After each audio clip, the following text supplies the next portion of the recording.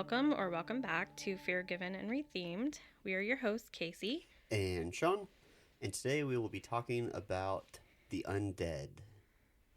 What? Yeah, we're talking about zombies. Oh, yeah. Yeah, Not and not zombies, not but zombies, but Rob Zombie, and more specifically, his Firefly film franchise, which is a trilogy of 3 movies. What are the movies, Casey?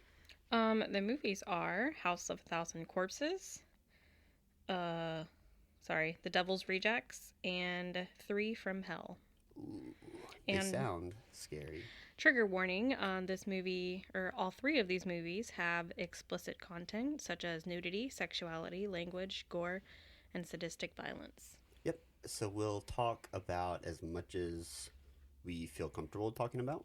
Yeah. We probably won't go in depth into a lot of those explicit content No. details. Just going to keep this podcast cleaner. Yeah. So obviously, none of these movies are recommended for kids. For teenagers, just No. be a good parent and figure it out for yourself. Yeah, don't let them watch it until I'm not a parent, so it's kind of hard for me to give any. I real I advice. wouldn't let my kids watch this until they were probably 17 or 18. Yeah. It's just that, I think while they're nasty. still going through kind of a mental development period, Yeah. I think it's easy for this to make them go astray. Yeah. So yeah, I would agree. I think this is more for adults. The gore, the sexuality, the violence is, I would say, on the same level as Terrifier. It's yeah. pretty intense. It and is. graphic. It is pretty graphic. I don't think it's as intense as Terrifier, but which Maybe we're gonna do. But yeah, we are gonna do closer to probably the end of this year. They've got a 3rd Terrifier coming out. yeah. So we kind of put that on the back burner, but we will cover it eventually. So this episode is going to go in kind of 4 different parts. The first one, we're going to talk about who Rob Zombie is, kind of a little bit of his childhood, his past, how he came to be a movie writer and director. We'll talk about House of a Thousand Corpses, go a little more in depth about some notes that we took on that. Then we'll dive into the second movie, The Devil's Rejects. And finally, we'll cover Three from Hell. So, I will get started. Yeah? Yeah, go ahead. All right. So, to start off, who is Rob Zombie?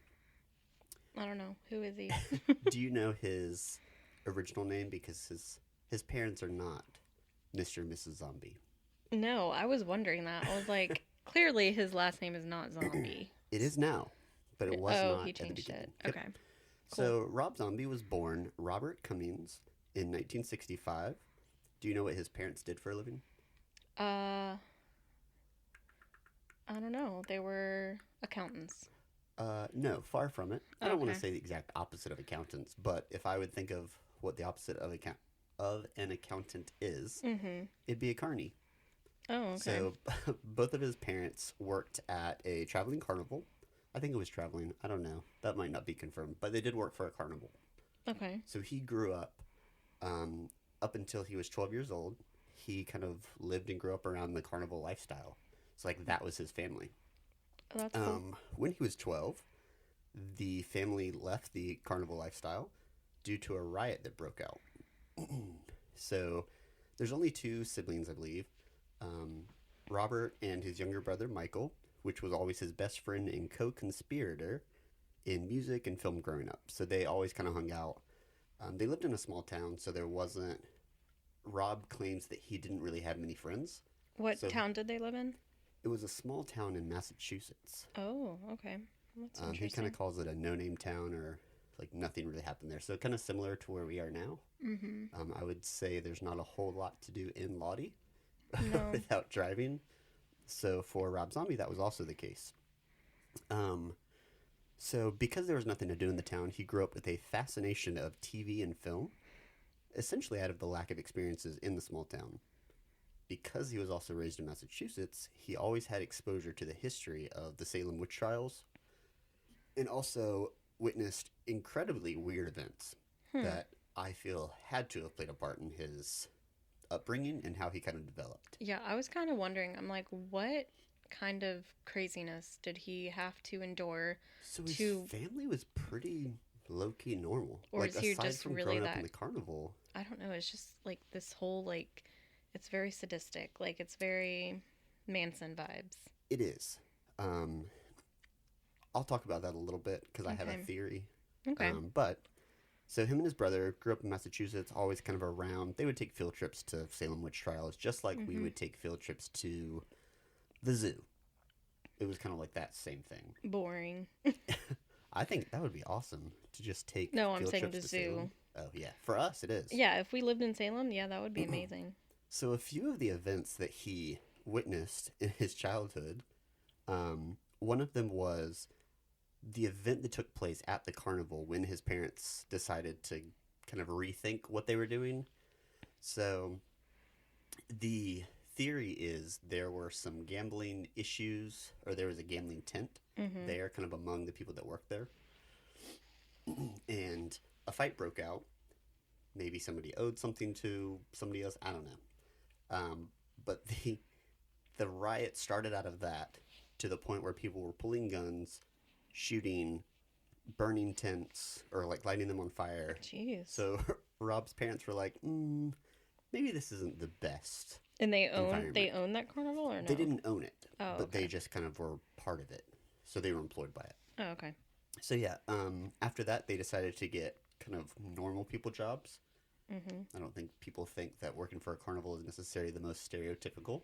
No, So I don't know what they did after that, but they were probably accountants. they might have been. They might have gone the complete opposite. Another event that happened in his childhood, where him and his brother were playing outside, and running along the street was a fully naked man with multiple stab wounds, Oh my and he god. was actively bleeding out, Ugh. like yelling for somebody to help him. And in interviews, Rob Zombie has claimed that to him, he was already completely desensitized from things that he had watched and things that he had encountered. Mm. To where to him, it was like, whatever. Like it wasn't that big of a deal, is And what how he old claims was now. he? I don't know how old he was at this time. I believe it was after he was 12, Okay. because I think this is after they left the carnival. But he did say that felt like his brother was a lot more affected by it because he was his younger brother. Oh, excuse me. So, aside from that, after graduating from high school, Rob went to the Parsons School of Design, where he met his girlfriend and co-founder, Sean Yseult. I don't know if I'm saying that right. Sean. Okay. Same name as me, not spelled the right way. um, so, Rob and Sean formed White Zombie. She was the original bassist of White Zombie. And they broke Oh up. wait, Shauna's a girl. Yes. Oh, so they were like together. Yeah. Oh, okay. And they met at Parsons School of Design. I do not believe he went there for music, because I didn't put this in my notes, but one of his first jobs, like out of school, was a production assistant for Pee Wee's Playhouse. Hmm. Yeah, I think that's kind of cool. That is really cool. And that was also kind of an offbeat type of show. Mm-hmm. So right out of school, he was already kind of in that oddity market, I would Yeah. say. I do have my first trivia question for you. Okay, shoot. Do you know where the name White Zombie came from? Do you know what White Zombie is? Oh, you said it was a band. Yes, so that was Rob Zombie's first band that he started. Okay, where did that name come from? Yep. No, I don't know. All right, so at that time, his name was not yet Rob Zombie. So Right. White Zombie was actually the name of a Bela Lugosi's 1932 horror film. Oh, really? Do you know who Bela Lugosi is? No. What? Who's Bella Lugosi? This is not the first time we've talked about him. Oh. So he is one of Universal's classic monsters. Oh. Which one is he? Frankenstein. Nope. Oh, the creature from the Black Lagoon. Nope. He was Igor. What? He was Igor in Young Frankenstein, Mm, but that's not technically a classic monster. I He don't was one know. of the main ones. He was Dracula, Count Dracula. Ooh. Okay, that makes sense. He's Um, Italian. Bela Lugosi? Yeah. No, he He was, sounds I believe, Italian. Hungarian. Oh. Um, so, did you also know that Dracula was actually a theatrical Broadway play before it was a Universal Pictures movie? Yes, I did know that. Did you really? Yeah. Huh. I didn't know Dracula. that. Yeah. Not Forgetting Sarah Marshall's No, Dracula. I'm not. No, I Oh, know oh, that. oh. So no, I didn't realize this. So obviously it was Bram Stoker's book Dracula, Okay. but Bela Lugosi actually starred as Count Dracula in the Broadway theatrical play first. Huh. And then after that is when the Universal Pictures movie came out, and he was not the number one pick. There were several others lined up ahead of him, but he's the one that landed it. Nice. Congrats. Yeah. So finally, we get to after White Zombie had started, he used kind of a variation of different stage names. One of them was Robert Stracker.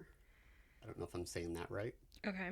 But in 1996, he officially changed his name to Rob Zombie. And that was essentially based off of the same Bela Lugosi horror film. Yeah. He just kept his first name and It's a pretty cool changed name. his last. Oh, it's incredible. Would you name your kid Rob Zombie or like No. Casey Zombie Wiggins? No. No? I wouldn't. It's a cool name, but no. I would make my kid's middle name Zombie. That's cool. Would you make No. your kid's middle name like Dracula or No. Frankie? No. No? Okay. What about Damien? Damien's probably fine. I like Damien. Yeah. Go ahead. Pick the name from The Omen and not.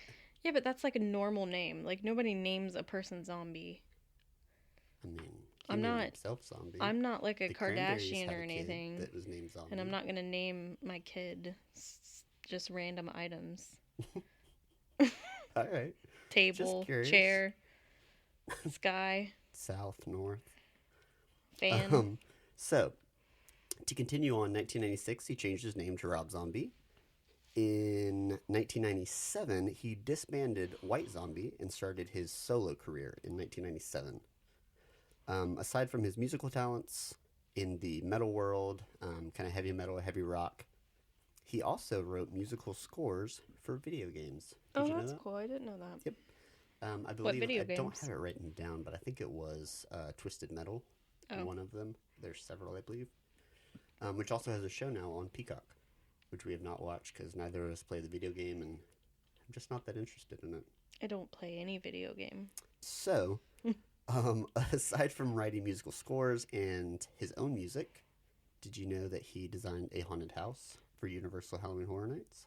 Oh, he Yeah, did. he did. Which one was it? Or what year? I think it was 2001. Oh, wow. It was early. It was way before you and I started going, especially together or separate.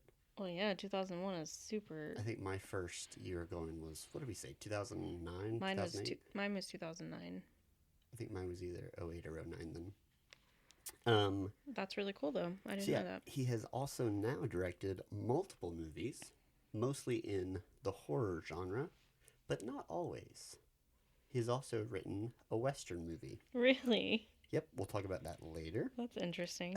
Um, I don't like westerns. You liked this one. You gave it a pretty high score. Anyways, despite his Okay. persona and influence in the twisted world of horror and metal, he is an avid supporter of PETA. Did you know this? Have you seen this? Have you heard about this? No. I mean, I know what PETA is, but I didn't know he was in. Yeah, he is Supporter. like, and they've also given him accolades because of, I believe, Halloween, when he did the remake of that. Yeah. His portrayal of animal cruelty tied with psychological aspects in like kids. Yeah. They said that was a really well done depiction. Huh.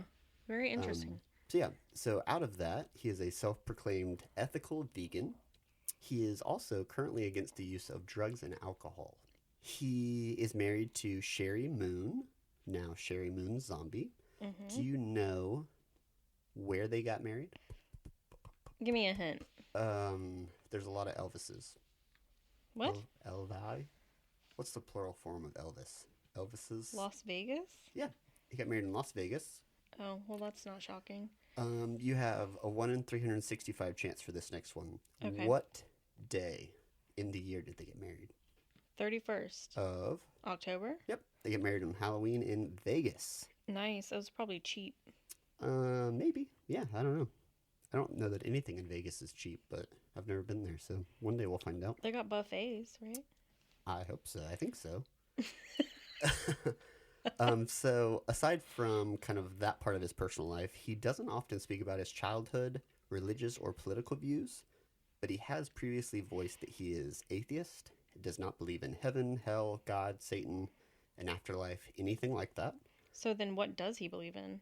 Um, I I don't know. I can tell you Nothingness? what else he does not believe in. He also does not believe in aliens, UFOs, or any other cryptid beings. Fun bits about his childhood are he claims to have watched TV at least 8 hours a day, every day, because there was nothing else to do in his town. Oh, So he no. would put on, like, The Munsters, House Well, of Frankenstein, like, all these things now we that know heavily why influenced. He was really, really big into TV Yeah. and film. He was also considered the sick kid when he was younger. What So happened? I don't know. He said he had asthma and that he always had to take multiple medications. Wow, He you does two not can go, relate. I know. He does not go into depth very often, or really ever that I could find, that really details what type of medications he took, why, anything like that. Okay. But because of being considered the sick kid, so like he had to skip gym, always kind of sit on the sidelines, he took that as an opportunity to, I want to start eating right, I want to start working out, I want to be healthy. Yeah. So his health actually progressed phenomenally. And I think I read that he hasn't eaten red meat in like 28 years. Oh my gosh. So like for him, being vegan is a big part of the health aspect for his life. When he was younger, he did not, he recorded a lot of movies and TV series on his TV. But he didn't do it in the conventional way that you and I would have growing up, using like a VHS player or anything like that. So what he would do to record the shows is he would actually record, like he would take out his Super 8 camera and record the TV playing them. And then his little brother Michael would come out with a portable tape recorder and he would record the audio separately. He had Okay. memorized most of the TV guide, so he would know exactly when certain shows were going to come on a daily basis. And his parents let him just sit there and watch TV all Yeah, day? there was nothing else to do. And his dad worked 2 full-time jobs because when they left the carnival, they had to make ends meet. That's sad. I mean, they had to afford a house, transportation, like all that stuff, like Yeah. a typical family would. Right. One of their activities when they were still living with the carnival lifestyle is him and his brother would play in the carnival's haunted house during the day. Like just play around in there, or Yeah. they would be They actors? would just like run around, like there was nobody in it. Oh, they were just So like okay. that was their playground. Oh wow, that's interesting. So where most people go into these places and they're scared, him and his brother would actively play there. No, that's So it's cool. kind of cool. He was often drawn to horror characters because they were different and often misunderstood. He related to them. He was always kind of the weird kid in school. He would never smile for class pictures. He was always People would probably think just he's odd. like so when I was reading about him, psychotic. he reminded me of Robbie in Yeah. Paranormal Activity. Which one was it? 4? I don't remember. The weird but kid, yeah, the Odd weird Robbie? kid- Yeah, Odd Robbie. Yeah. Yeah. And even his childhood picture looked like Odd Robbie. Really? Yeah. That's weird. Would you like to guess what Rob Zombie's go-to scariest moment in a film is? Whoa. Mostly in relation to his childhood. Go to scariest moment. Yep. Is it clowns? It is not clowns. Oh. Although clowns is a big component in, I think, all of his films, including Halloween. Yeah. He put that in there. Let's see. I don't know. Jump scares? I don't know. No, it is referenced in a few of his films, The Wizard of Oz. So specifically the scene where the monkeys are flying around the Wicked Witch. he grew up thinking that was like a very terrifying scene. What? I, I The get it. Wizard of Oz isn't scary. That scene I don't is not remember. as bright, shiny, and hopeful as the rest of the film. I don't remember that scene. I would put that up there with the midget hanging himself in the background. Oh yeah, that was weird. That Yeah. was like But for now when you real, watch right? it, yeah. I mean, Oof. there's theories I know, on but both sides of it. ooh, we should watch that movie. We should. I think I watched it the other day. What? Anyways, The other day? yeah. Oh So my god. growing up, he was extremely hard on himself. He did not respond to praise well. He was a perfectionist, so he always strived for being better. So like he would draw all the time and write, and he would submit these stories to like the local library for competitions, and he would typically win. And then he would get it back, and he was like, "This sucks. Like this is garbage. I'm just gonna tear it up." But he won. Yeah, but to him, it could always be better. Mm, There was always a better step that he could have done. that sucks. So that is Rob Zombie In a nutshell. in the tiniest nutshell possible. I couldn't go in depth into all of his musical achievements. Yeah. But between music and film, those are his kind of top Does two he still play passions. music? I believe I was listening to his music today, and he came out with a single in 2021. Hmm. So with his caliber of talent, I would imagine he has never stopped playing. He's just kind of put it on the back burner and focused on Right. stuff he really enjoys more than that right But now. they don't have kids. Not that I'm aware of. Okay, I didn't think so No, either. but they've been married. They were together for 9 years Mm-hmm. before they got married. Oh wow. So yeah, so they've been together for a long time now. Yeah. Still loving Okay. it. Cool. Well, thanks for that intro to Rob Zombie. That was pretty cool. You're welcome. Kind of gives like a back story of like how these movies came to be to life. Yeah, he is And- very relatable in a weird way. Yeah. I don't necessarily want to say that I feel like I relate to Rob Zombie, but I mean, I'm sure he's a nice guy. I don't think he's absolutely like, he's like super easy to work with and is yeah, really nice.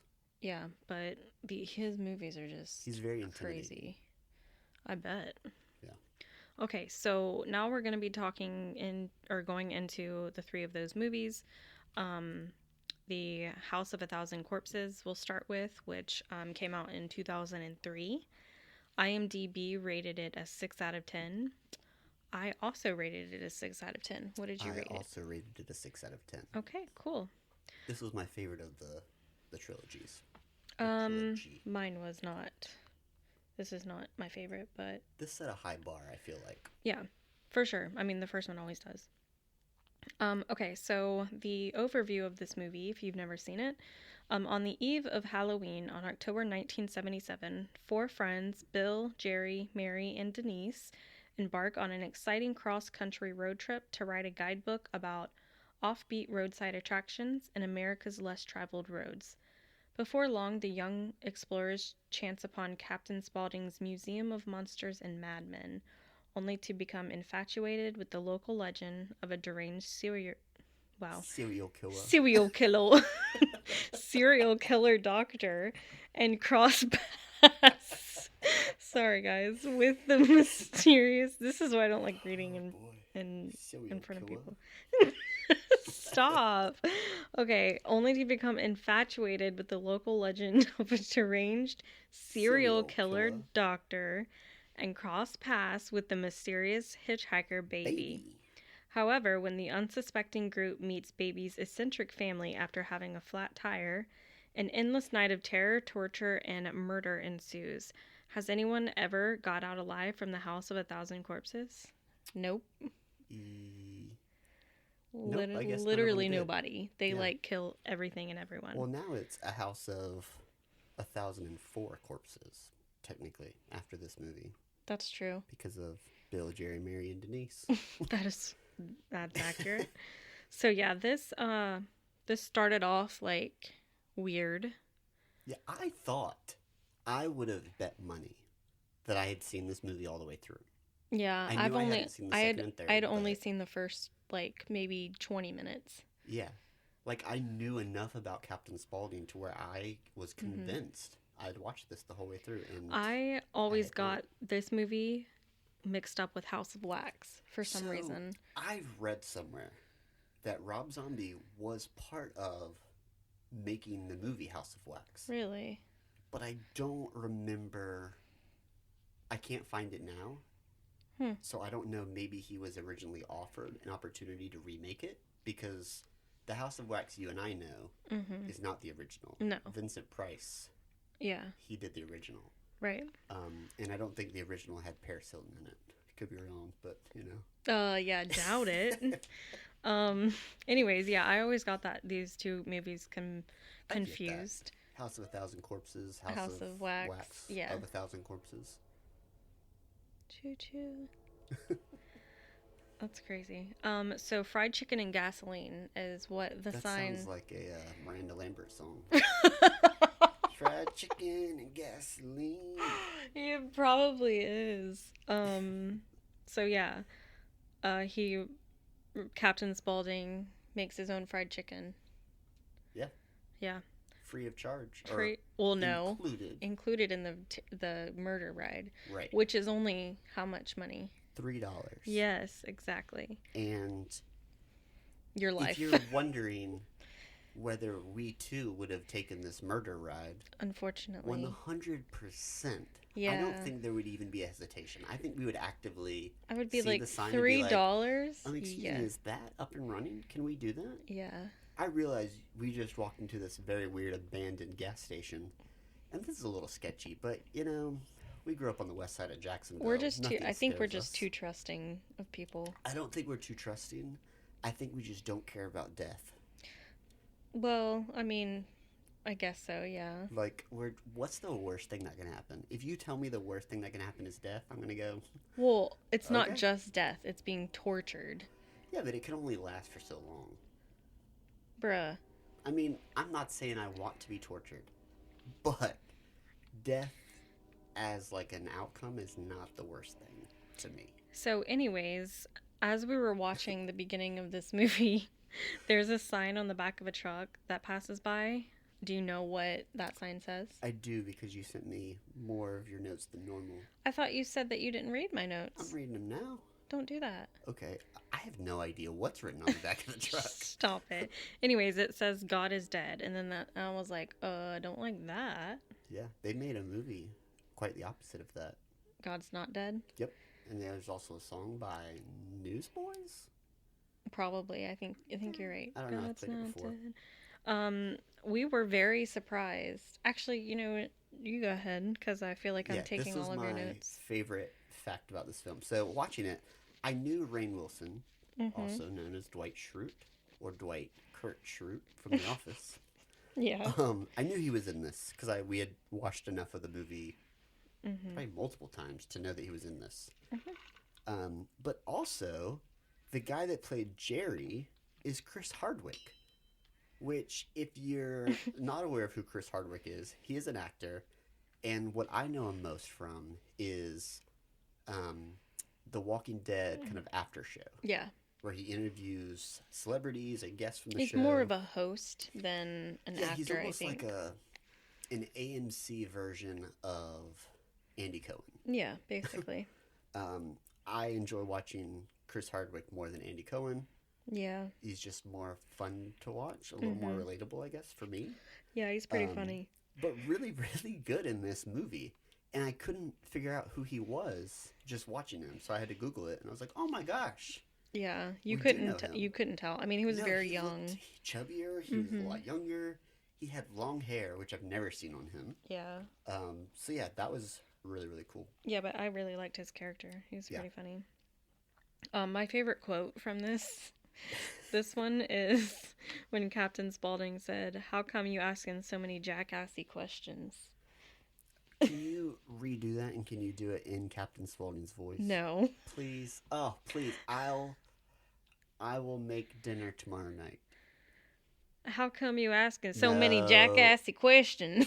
All right. That was better than I anticipated. That was good. All right. I'll make dinner tomorrow night. Oh, Whatever thanks. you want that we have in the fridge that's Oh, man. microwavable. Seriously. All right. What else you got? I thought the haunted house ride where the guy was like pushing the cart through the thing, but the actual like ride was actually really well done. Yeah. Like inside, Yeah. I don't mind the guy pushing it. I think he just added it as a character. I thought it was pretty funny. Yeah, that was cool.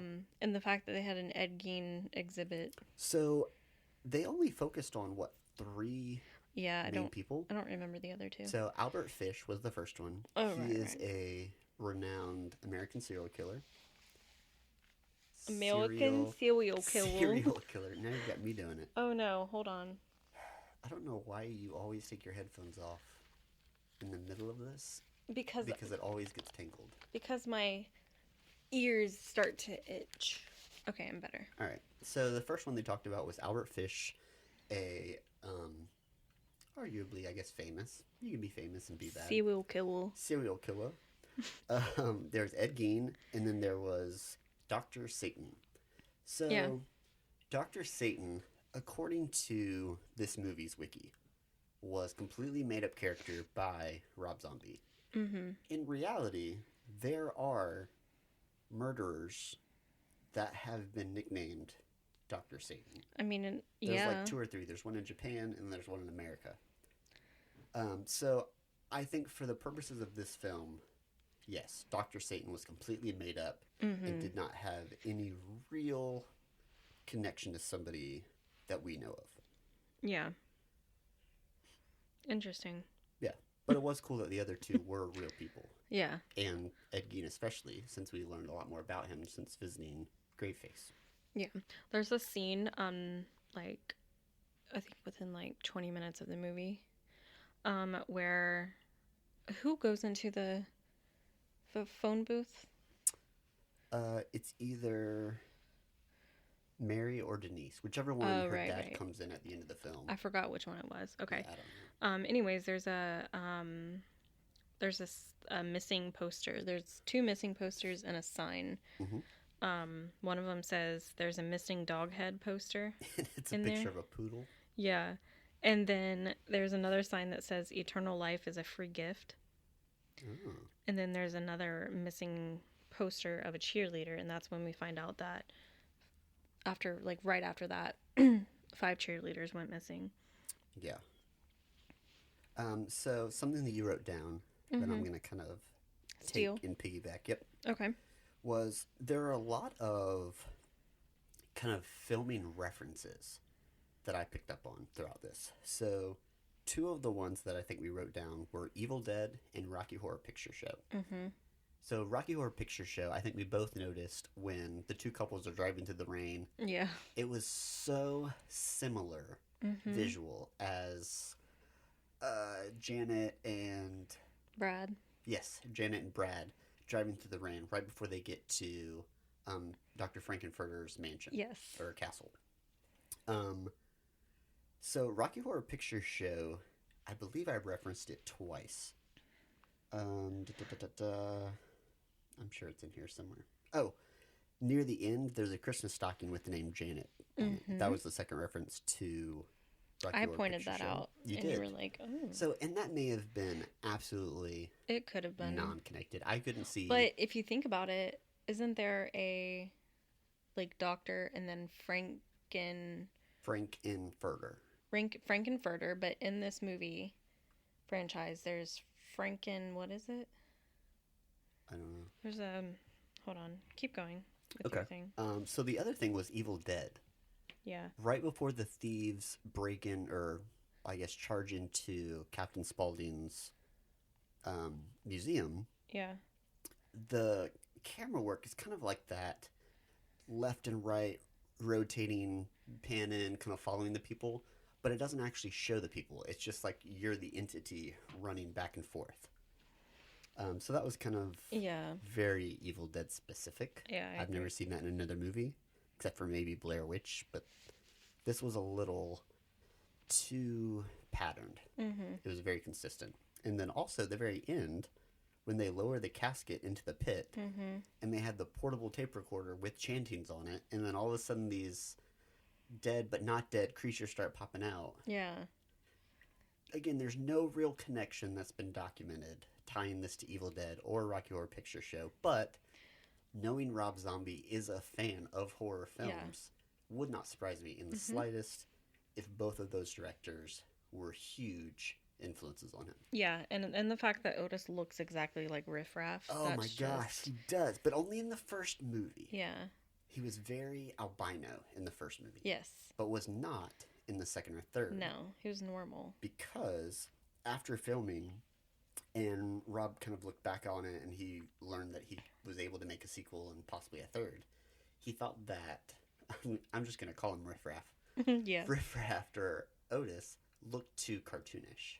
Okay. So that's when he switched it and he had more of that rugged tan look after that. Oh, okay. So yeah. Also, Baby, she reminds me of Britney Spears. She doesn't does. she? Yeah. A little bit, yeah. I can see that. Just like that crazy, like, blonde. So to Hi. me, Captain Spaulding, do you remember the Halloween Horror Nights house, H.R. Blood and Guts, Holidays of Horror? Vaguely, yeah. So it was over, at the time there was Beetlejuice, the stage show, and it was right behind that queue. What was that sound? I'm getting a call. I just ignored it. Okay. I don't know who it is. So it was H.R. Blood and Guts, Holidays of Horror. Mm-hmm. He doesn't look exactly, but he gives that same kind of persona. Yeah. Whereas like the grease paint face and all that stuff. Mm-hmm. A couple of other things. Trying to be quick to wrap this one up. Mm-hmm. There's a little clown toy that swallows coins Yes. on Captain Spaulding's desk. Yep. It is called the Humpty Dumpty Iron Clown Coin Bank. Mm-hmm. You can get them on eBay for as low as $20. Yeah, they're Only very reason popular. I know that is because we have one, and when we found it, we were like, "Oh my gosh, I bet this is so expensive. Let's put it on eBay and see how much we can sell it for." Before we posted it, we went and looked, and it was like $20, and I was like, "That's really devastating." Yeah, 'Cause this and thing is every heavy. time you go into like a antique shop store. or whatever, they're always there. Yeah, they're not as So rare as easy I to thought. find. On the TV throughout the movie, there's always kind of things playing. Two of them I thought were interesting: House of Frankenstein and the Munsters, both of which are real TV shows, like from probably 60s, 70s, something like that. Yeah. Do you know the guy that played Tiny, which was absolutely not tiny? He was actually 7'6". Yes. His name. Yes, what is his name? George something? Nope. Nope. Matthew McGrory. Oh, yeah, yeah, He yeah. died at the age of 32 from congestive heart failure. Yeah. He is a phenomenal actor to me. Obviously, he didn't get a chance to do a whole lot, but he was in my favorite movie, Big Fish. And did you know he was never actually diagnosed with gigantism, which is a real thing you can be diagnosed with? What? Yep. Even though, Gigantism. again, he was 7'6". That's and he crazy. is in the Guinness World Record Yes. for tallest actor. That's crazy. Couple of other quick things. Chris Hardwick's character's name in the movie was Jerry Goldsmith. That is also the name of the musical composer of Gremlins and multiple other things, but I know him most from Gremlins soundtrack. Cool. On Baby's wall, she has a picture of, I think, a couple of different actresses. One of them is Carolyn Jones, who played in the original Addams Family and the original House of Wax with Vincent Price. I thought you weren't doing fun facts for this one. Did I take all these? No, but I'm just saying, like... Oh, I'm sorry. These are just my notes. Oh, these are your generic notes. Yeah. Oh, okay.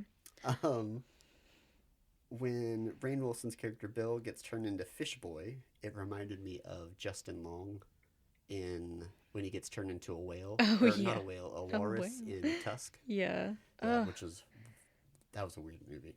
That was such a weird movie. I completely forgot about that movie. Oh, and the other thing I wrote down, I'm sorry, don't give me that look, It's good. was it doesn't matter if you live in a remote place, you can still decorate for Halloween because you never know when you'll get visitors.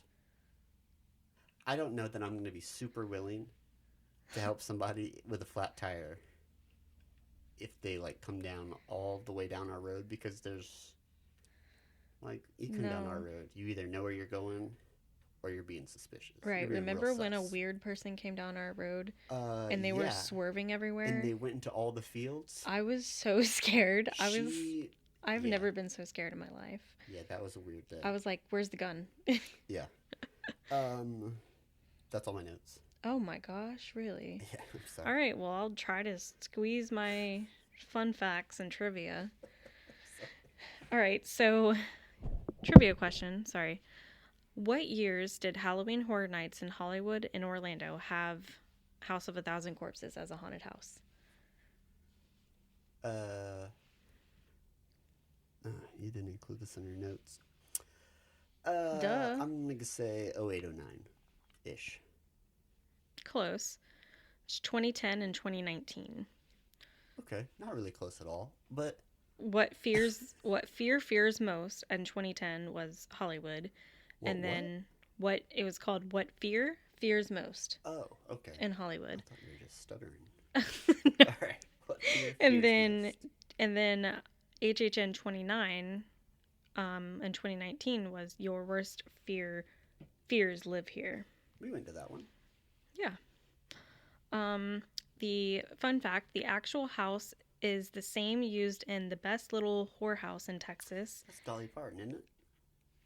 Isn't she in that? I don't know. I think so. It was 1982, which can be viewed during Universal Studios tram ride. However, during filming, Universal refused to stop the tram tours, which delayed filming during many scenes. That's funny. At around 17 minutes, like I had said before, it was Denise that called her dad in the photo booth. And there is a missing dog head poster.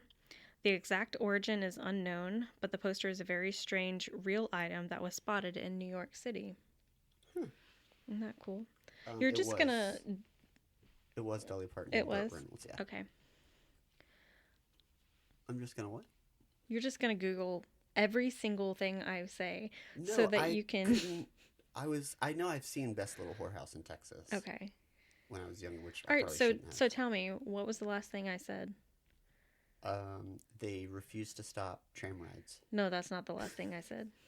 Oh, at around 17 minutes, when Denise calls her father, there's a missing dog head poster in the phone booth. Stop looking at my The exact notes. origin is unknown. I thought you weren't supposed to read my notes. Listen here, we're still working that out. I can't with this man. Please, somebody come and take him from me. Take me away. Another fun fact. Around 17 minutes, as Harrison Young's character looks out the window at the children trick-or-treating, you can see the house used in the original The Munsters,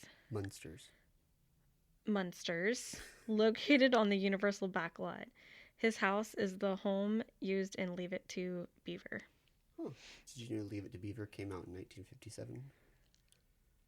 You're really starting to aggravate me. Give me that. No, I need that. No, you What don't. am I going to do on my notes? All right, let's roll the show along. Okay, but then I didn't look at your notes when you were asking me Because I random did my questions. notes last. All right, keep doing your thing. I won't look. Thank you.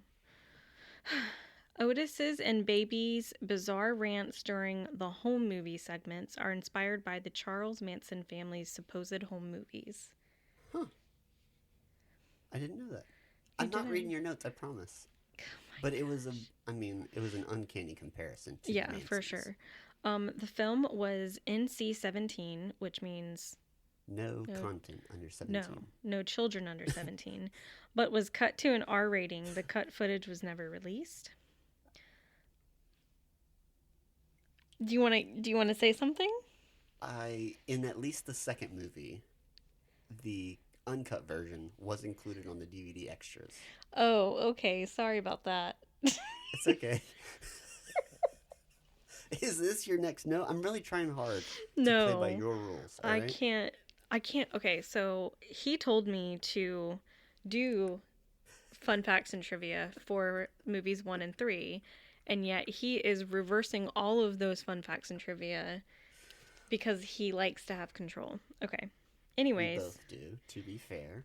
when the gang are eating dessert at the family's dinner table, the actors are actually eating tiny Firefly actor Matthew McGrory's birthday cake. Zombie stresses that anytime we see Grandpa Hugo eating on screen, Dennis Spimple, the person that played Grandpa Hugo, was actually eating during every take. Yeah, that tracks. He was probably my favorite character He was in this movie. nasty. The What, grandpa? Grandpa? Yeah, he's crazy. The lo-fi grungy cutaways including the opening title sequence and the serial killer flashbacks during the murder ride were predominantly filmed by Rob Zombie himself on a camcorder during the film's year-long stint in production limbo. A good deal of these sequences were filmed in Zombie's basement, like you mentioned before. Yeah. I have a Um, fun fact. what? So you know how a lot of this movie, it kind of has that weird like cutaway, and then Yeah. it, like a weird transition. All of a sudden, you're just watching this like montage randomness, and then Yeah. it cuts back. Yeah. So that came about because of when he was younger, he would just like flip through the channels. Oh. So that was kind of a recollection to Oh. that. Well, that's pretty cool. That is a fun fact, isn't it? I'm really gonna like murder you. The stuntman standing in for Harrison Young had to lie face down in a puddle for the entirety of the comically long 20-second tracking shot where Otis executes Officer Steve Nash. Now, remember last night I was like, why is it so Yes, long? Why I is he do. taking so long to shoot him? Yeah. I thought that was really funny. That All is right, funny. last trivia question. Yes. Ready? Uh-huh. What character did Rob Zombie make an appearance as? I don't know. I saw this question in your notes, and I thought, I'm not going to ruin this. So I want to take a guess. Okay. I'm going to take a guess it's one of the police officers, Nope. because there was a lot of them. Was it one of the corpses? Nope. Was it, I don't know. Dr. Wolfenstein's assistant. Oh, And that's this cool. is the only he didn't do any cameos in the second and third one either. You'd be disappointed if I had a fun fact about that. Oh for the my second movie, god, wouldn't you? I can't even. All right, so now we're going into the second movie, right? Yep, go ahead. All right, and we are running out of time. Because of you. Yeah, well. All right, so the sequel was The Devil's Rejects. It came out in 2005. The IMDb rating was 6.7 out of 10. What was your rating? 7. Mine was 4. I liked this not near as much as the first one, but much more than the last one, as in the third one. I liked this one. Eh. All right, so the overview is in Rugsville, Texas, the police under the command of Sheriff John Quincy Wydell High That's right, El High, but okay. attack the house of the sadistic serial killer's Firefly family, aka the Devil's Rejects, and they arrest Mother Firefly, but Otis B. Driftwood and Baby Firefly escape from the siege. Tiny is wandering nearby the house and also escapes. Otis and Baby call their patriarch the Mad Clown, Captain Spaulding, and they... Why are you laughing at me? I'm not. And they scheduled to reunite... Blech. What? And they scheduled to reunite at an isolated motel in the desert. When Otis and Baby arrive, they kidnap two families of singers using sadism and violence against the harmless persons. Meanwhile, Sheriff Wydell High Stop. promises to capture and kill the runaways, seeking revenge for the death of his brother, the Deputy George Wydell High. I would like to read the tagline for this movie if you do not mind. The tagline? Yeah, the Okay. tagline. Go ahead. Hell doesn't want them. Hell doesn't need them. Hell doesn't love them. This world rejects them. Yeah, because they're crazy. Yeah, they're the Devil's Rejects. So, They're so sadistic that nobody... you go through your fun notes first, and then I'll go through mine and then the trivia fun facts, and then we'll... Oh, because mine We'll don't rush matter, through. so let's just get it over with. Yeah, exactly. JK, jeez, don't give me that look. Okay, so this is where we find out that Captain Spaulding is indeed Baby's He is Dad. Baby's daddy. Baby's daddy. I actually put that in my notes. His nickname is Cutter. Do you know why? Probably because he cuts people up. Maybe. I have a different fun fact that I'll save. Okay. This is where we really honed in on Otis looking and acting exactly like Will Forte. Yeah, Will Forte, like, I think the popular things he's in is MacGruber, Eh. kind of a spinoff of the SNL character Yeah. of MacGyver, and then also Last Man on Earth. Yeah. But yeah, Which is a Will Forte, to a T. It's The voice, the look, crazy. everything. Crazy. I would have never thought that that wasn't Will Forte. Oh, Will Forte is also in I Think You Should Leave with Tim Robinson. Oh, yeah, He's the yeah. ponytail guy. Yes. Oh gosh, I love that show. Yeah. Mother Firefly is played by another actress in this movie. Her name is Leslie Easterbrook. I got a fun fact about that too that I'll save. Oh my gosh. Okay. I liked this one better because it just held my attention more. So I that's disagree, but you're entitled. It's your okay. opinion. Yeah, I am. I really like Baby's character. I think she's hilarious, and I think she's a phenomenal actress given that this is like her first movie she's acted in, and she doesn't even like acting or horror movies. This is actually at least the second movie she's acted in. Yeah, But yeah. the second one. And Yeah. she only acted because I'm probably Rob stealing Zombie. this from you, but Eh. yeah, she only acted because Rob Zombie was her boyfriend at the time, and she was like, sure, She was I'll do it. actually, he was her husband before the first movie. Oh, okay. But yeah, she like doesn't. Mr. Know-It-All over I'm here. just saying. Jesus.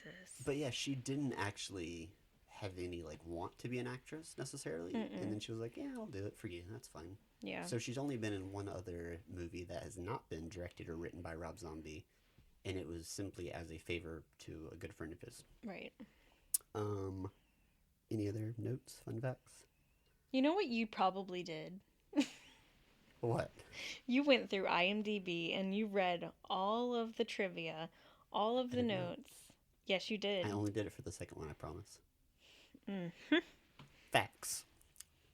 Bears beats Battlestar Galactica. Go. All right. We don't have much time. All right, I'm gonna spit these fun facts at you. So Okay. put your face shield on, all right? Okay. Tiny in the second movie reminds me of Freddy Krueger because of the way his face looks and the whole burning thing. So again, not sure if that was intentional. That's not but I really a wouldn't put fun it past fact, him. but Anyways, that's an opinion, bro. Captain Jeffrey Spaulding, Otis B. Driftwood, and Firefly are all named after characters in Marx Brothers Beetlejuice. films, Animal Crackers, and other films. Did you know Groucho Marx actually did die 3 days after Elvis Presley in 1977? You do now. There was originally going to be two professional wrestlers playing in this movie. It was going to be Diamond Dallas Page, as well as where's it at? I don't know where it is. It's on here somewhere. I'll find it later. So sorry. Anyways, so Diamond Dallas Page and Danny Trejo were cast as the Unholy Two. Where's it at? Get your stuff together. I'm trying. I close my eyes and now I'm all wick walk. Elizabeth Daly was one of Charlie's prostitutes, and did you know that was originally slated to be Natasha Lyonne? No. Yeah, but instead it was Elizabeth Daly, which voices Tommy Pickles in Rugrats. Yeah. So throwback to our childhood. That was funny. Already talked about Otis being albino. In this second movie, there were multiple references to Johnny Cash. I believe Johnny Cash was most definitely an influence of Rob Zombie. Probably. He was kind of one of the original cast of Country Outlaws. So the guy in the van, the lead singer, he said multiple times, "I shook Johnny Cash's hand." And then later in the film, the quote, "I tried to walk the line," was used heavily. Karen Black, Mother Firefly, was recast from the first movie due to a higher salary demand, and Rob Zombie couldn't afford it for the second movie's budget, so she was recast. This movie was part of Rob Zombie's quest to break out of the horror genre and prove that he didn't just want to do horror. He wants to do all sorts of different genres. So this one had a much more Western appeal. And according to IMDb, this is listed as part of the Western genre. Which I think highly is kind of disagree with that, but whatever. Otis's line, you talked about the Manson family earlier. So in one of Otis's lines, he says, "I am the devil and I am here to do the devil's work." So that's a partially altered verbiage of a quote that Charles Tex Watson said during the Sharon Tate murders, which Charles Tex Watson was one of the Manson family members. Mm-hmm. You talked about cameos earlier. Yeah. Sherry Moon Zombie's brother has a cameo as a police officer. He was just visiting the set one day, but he knew about guns, like he was very comfortable around them, so he was put on the screen. And Oh, that's pretty cool. Yeah, why not? I know you're just visiting, but whatever. Hey, I found my note I was looking for. So, Danny Trejo's role, there was another professional wrestler that auditioned for it, Chris Jericho. And he did not get it because he was called, quote, too pretty. So, I like Danny Trejo much more. Yeah. So, I would rather him anyways. This was the final film of Matthew McRory, which we talked about earlier, was tiny, 7'6". He died a month after this movie's release. Sad. The most difficult film out of all of Rob Zombie's films so far to cut down to achieve an R rating was this one. I believe it went through 7 recuts. Oh my goodness. Just to get it appropriate enough for R. Jeez. Bill Moseley, the guy that looks like Riff Raff, loved playing the role of Otis so much that he went days without showering after filming and kept acting like Otis even around his own family. Oh my gosh. Nuts. Even as like a serial killer? I don't know if he kept That's going kind of on that weird. part. During the beginning of this movie, Michael McRory, again, suffered an ankle injury. So they actually had to find a 7'4", at minimum, stunt double to replace him in one of the scenes. Oh, wow. But they found it. Who was it? I don't know. Not Matthew McRory. That's crazy. The blue van's license plate spells AKU, which means evil in Japanese. Out of all the scenes, Bill Moseley had the toughest time shooting the motel scene. Which that's one? the one where it's super graphic and he has the gun and Yeah, yeah. that's But nasty. the female co-star in that scene, that was like part of making that scene uncomfortable. Because of the physicality between them. She said that was one of the I don't know if fun was necessarily the word she used, but she enjoyed that scene and felt like it was done very professionally and tried to put him at ease and was like, hey, like, I know we shot this several times and I know it was uncomfortable for you, but it's okay. Like, I'm not as affected as you are, so we're cool. So kind of a big deal. Interesting. Sable Ranch, which is where the Firefly family lives, was destroyed by wildfire in 2016. The woman who gets her car stolen by Captain Spaulding is played by P.J. Souls, who also appeared in the original Halloween movie. The lady's name is PJ Souls? Yep. Huh. Chris Angel performed his Buried Alive performance outside the Firefly Ranch house, where Rob Zombie was also one of the spectators. Really? Yep, sure enough. That's cool. And you mentioned that Captain Spaulding's alias was Cutter. Yeah. So in 1982, Sid Haig, the actor that played Captain Spaulding, rest in peace, his character in 1982 movie The Aftermath was Cutter. What? Sorry, I Sid spaced Haig. out for a second. Sid Haig played a character whose name was Cutter in Oh. another movie in 1982. Okay, gotcha. So could have very rightfully been because he cut people, but Yeah. that's all I got. Cool. Your turn. I already said all my notes, so I know. we're going on to Movie 3. Movie 3. So 3 from Hell, which is a very random title. This came out in 2019. The IMDb rating was a 5.4 out of 10. Mine was a 4 out of 10. Mine was a 2. Oh yeah. This one was movie very was like boring. twice as long as it should have been. Oh my gosh, it was so long. I felt like it would never end. So the overview of this one is after being in prison for 10 years. You said last night it was 15 years. Which is it? So, I don't know. Okay, It's 10 to between 15 years. The Devil's Rejects are back at it again. Otis escapes prison, meets Winslow, and devises a plan to get his sister baby out too. The rejects make their way down the road and into Mexico, killing countless people on their way, because they could never just not kill anybody. They find a place to stay, but are soon bombarded with a large group of killers who are after these three from hell. Only one group can come out alive. With the experience these three have, it'll just have to be one great killing joyride. Wow. What a Yeah. synopsis.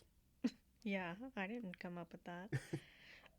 So in this movie, all three of them, being Otis, Captain Spaulding, and Baby, are on death row, but Captain Spaulding ended up being euthanized.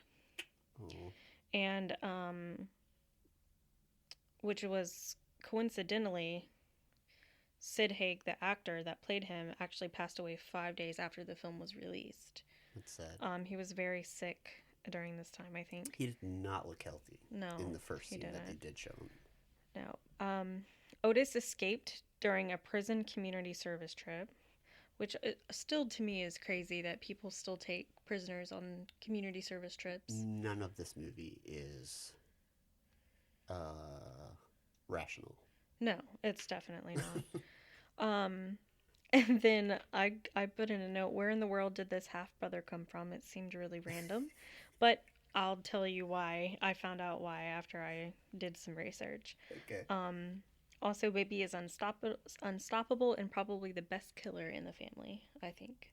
Yeah. She can really kill somebody. She's the reason they kept having to move. I know. They're She like, couldn't go dang it, 5 baby. minutes." She goes and gets a freaking Coke and she has to kill somebody. Grape soda. Sorry, grape soda, yeah. She cannot. My favorite quote that was in this movie was, I think near the beginning, there were signs held up and it was "Free the Three." Yeah. I thought that was cool. I don't know. I wrote that down. It was very Manson-ish in that Yeah. scene as well. Do you have any other notes before I go on to fun facts? I do have a few. I think we've talked about it before, but Otis in this one has an uncanny resemblance to Charles Manson. So still very Will Forte, Last Man on Earth, but the gruffness and the eyes really paint that picture of there's a lot more going on in his head than what he's saying or doing. Yeah. And it's very dangerous. Yeah. I swear that the warden in this third movie is one of the officers in the previous films. I didn't research it a ton, but he has the same like yellow tinted frames and glasses. I couldn't find anything where that was actually true or supposed to be done. So maybe I just imagined the whole thing. In one of the jail scenes where they do the weird Broadway Cats ballet thing, Yeah. Moonlight Sonata is playing. That struck a chord. That's pretty cool. With me, because I played Moonlight Sonata on piano for one of my recitals way back when I was younger. Yeah. To me, you said Baby reminds you of Britney Spears. Yeah. To me, she kind of gives off, at least in this movie, Jennifer Tilly, Tiffany vibes from Child's Play. Yeah, that too. And where she literally just can't stop killing people. She always tries to, well, maybe she doesn't try to do the right thing, but she's inevitably never doesn't kill somebody. She's insane. Emilio Rivera and Danny Trejo. So you know Danny Trejo, Machete. So Emilio Rivera is the, what do they call themselves? The Devils? The one with the luchador mask? Yeah, the something like that. Yeah. So they both, Emilio Rivera and Danny Trejo, worked with each other in Sons of Anarchy. And it felt like a very similar partnership from this movie. Yeah. For sure. There were 2 Wizard of Oz references in this movie. Really? The only one I specifically wrote down was Follow the Yellow Brick Road, and I believe Otis says it. Oh. So I didn't know until my research today that Wizard of Oz is like a big deal in Rob Zombie's past. That's crazy. So that's still like part of him. Absolutely. That's so He cool. seems to hang on to a lot of like tiny little details. Yeah, that's really cool that he's like has a good memory. Yeah. That's all I got. Okay, so on to fun facts. I only have a few, and then I have a question for you. So I talked about how Sid Haig, he he passed away after the film was released. And Rob Zombie revealed in an interview that his original script featured a much larger role for Captain Spaulding. However, upon receiving word that Haig was in the hospital recovering from surgery, Zombie visited him at the rehab facility and was alarmed by the drastic changes in his physique, most notably that he had lost a significant amount of weight. Zombie realized that Haig's health was in serious question, and he was forced to reconsider Captain Spaulding's prominence in the story while keeping Haig in the film, since Lionsgate was going to shut down the film without Haig in it. After numerous rewrites, Zombie introduced the character Foxy Coltrane, played by the frequent collaborator Richard Brake, as a way of filling in for the third Firefly family member, without necessarily replacing Captain Spaulding altogether. Ironically, Zombie did not speak to Haig after he shot his role until his death. It's sad. So it's really sad, yeah. Sherry Moon Zombie, she had to take archery lessons to learn how to properly use a bow and arrow in this movie. Well, she excelled. Yeah, she was really good at that. She's better than Katniss Everdeen. Quite a few of the sets located on the 20th Century Fox backlot were heavily featured in the MTV series Teen Wolf, with hardly any modifications made from the show's set dressings. The warden's office and desk area outside of it, the hallway of cells Baby is kept in, the tunnel she is led through for an attempted assault, and the Mexican village all feature heavily in the final 4 seasons of Teen Wolf after it relocated filming from Georgia to California. I never watched Teen Wolf, so I don't really know, but I thought that was a really interesting fact. Yeah.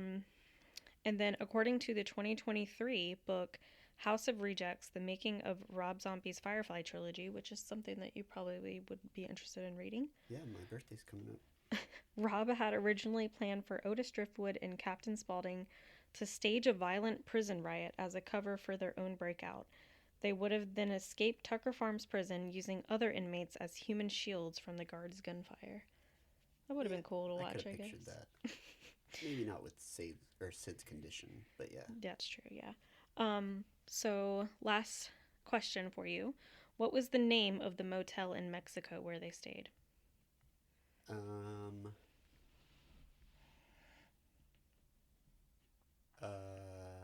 Hold on. I'm thinking. I know this. Sure. Hotel. Nope. California. No. I don't know. You don't know it. Clue.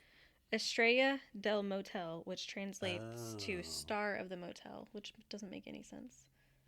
Star of the Motel. Yeah, baby. She was the star. The star. Oh, I guess so. I don't know. Just Anyways. Guess in the dark. So sorry we had to kind of go really quick on that last end because you took up like 20 minutes talking about Rob Zombie, so. I mean, if you don't know Rob, you don't know Jack. And if you don't know Jack, you don't know why he wrote any of these movies. Oh my gosh. Okay, well, hope you guys enjoyed this franchise review. Let us know how you feel about the movies. If you've never seen them, go watch them, but just be warned that it's graphic and not for kids. Not for kids. All right. Anything else, babe? Nah. Okay. See y'all next time. Thank you. Bye. Bye.